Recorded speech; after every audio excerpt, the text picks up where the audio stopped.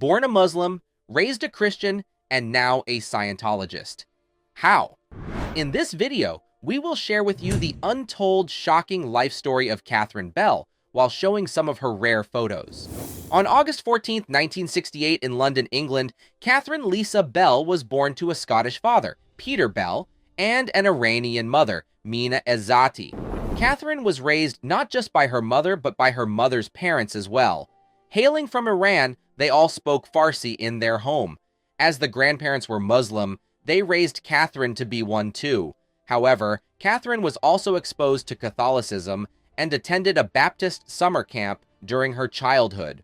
All these religious influences made Catherine's choice of faith later in life a baffling decision. Though Catherine is held up as a feminine ideal today, this was not the case in her childhood. In her own words, "I was a tomboy. I liked to skateboard, play football, and push the envelope a little bit." In her childhood, her family moved from London to California's San Fernando Valley. There, Catherine was exposed to a wider range of influences, transforming into a certified Valley girl. Catherine enrolled at the prestigious University of California, Los Angeles. There, it was her intention to pursue a career in medicine or research. However, during her second year, she fled California to Japan.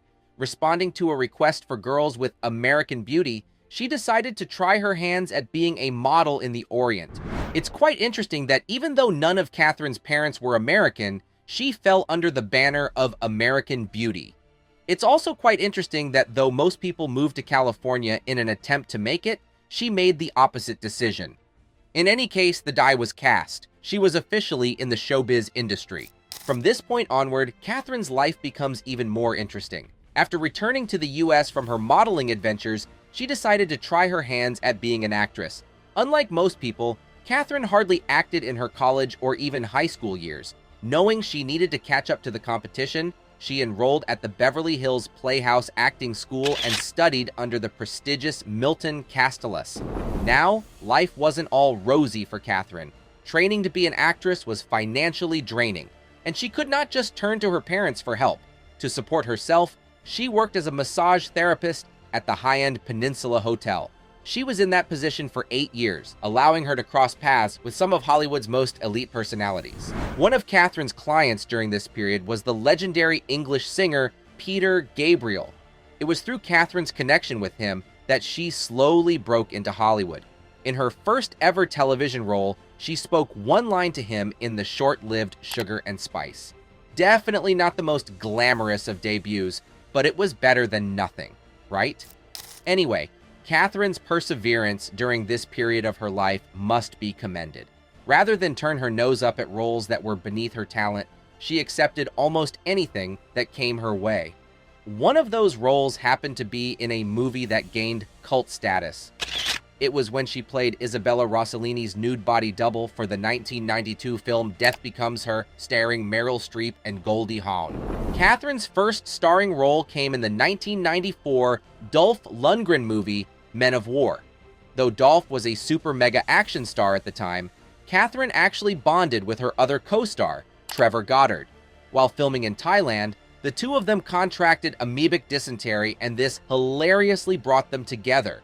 Though the movie turned out to be a failure, Catherine walked away from the experience with a friend for life.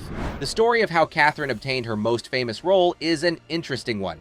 In 1995, she landed a 3-line role in a single episode of the NBC series Jag. Catherine went to work and said her lines, hoping there'd be even more for her to do. However, unsatisfied with the show's performance, NBC canceled it. As they say, one man's trash is another man's treasure. CBS picked up the canceled Jag and decided to restructure it. Changing the show to accommodate a feminine perspective, the main character became Marine Corps lawyer Sarah Mackenzie. Catherine, feeling up to the task of playing the character, auditioned for the role.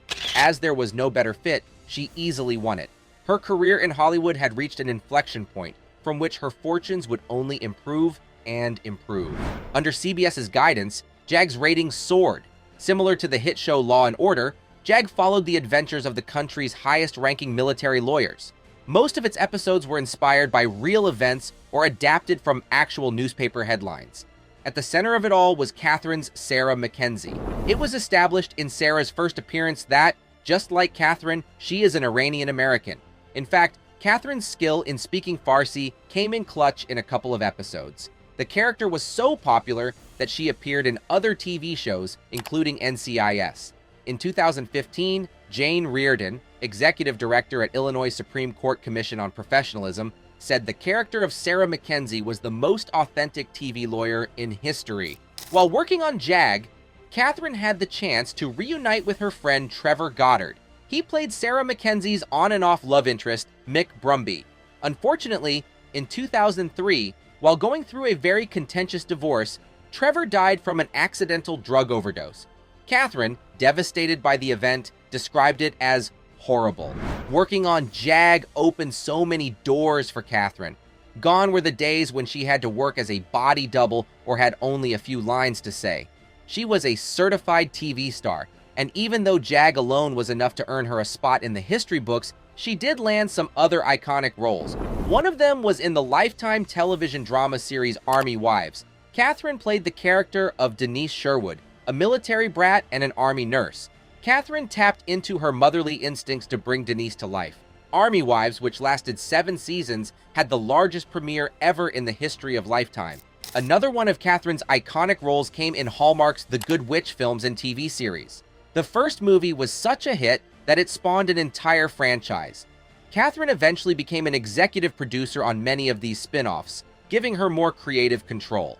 Not many actors can boast of a single iconic role, but Catherine had many under her belt. During the filming of Death Becomes Her, Catherine met a production assistant known as Adam Beeson. They married, moved in together, and had 2 kids. After 17 years of marriage, they sold their home and divorced. After this, Catherine moved in together with her fellow Scientologist, Brooke Daniels. It's a bit of a mystery how Catherine gravitated towards Scientology after being raised within both the Muslim and Roman Catholic faiths. However, the organization has always had heavy recruitment in Los Angeles, where Catherine spent most of her years. As a matter of fact, it was through Catherine's acting teacher, Milton Katselas, that she was introduced to the controversial organization. Even though Katselas' relationship with the organization soured, he remained devoted to the cause till his death. Catherine may be one of the most low-key Scientologists in Hollywood, however, she is wholeheartedly committed to the organization. She has participated in several fundraising events for them. She has also obtained the state of clear. To date, Catherine maintains that the choice to pursue Scientology changed her life and improved her career. Scientology aside, Catherine has a whole lot of cool hobbies. These include motorcycling, skiing, snowboarding, and kickboxing. She even likes to cross-stitch and construct model cars. On top of all this, she knows how to fly a plane. Catherine is also very devoted to her children, so much so that she has tattoos of their names on her body. When she was young, she needed to have surgery on her thyroid gland. Unlike most women, she likes to show off the scars, believing them to be cool. At 55 years old, Catherine Bell still has a lot more to give. Though she has slowed down in recent years to pay attention to her children, that could all change in the future. Through great acting and smart decisions, Catherine lives her life in complete comfort. She resides in a 1.2-acre ranch in the gated Hidden Hills community of Los Angeles. If you enjoyed this video, there's a good chance you'll also enjoy the one showing on your screen right now. Click, enjoy, and don't forget to subscribe to the channel. See you on the next one.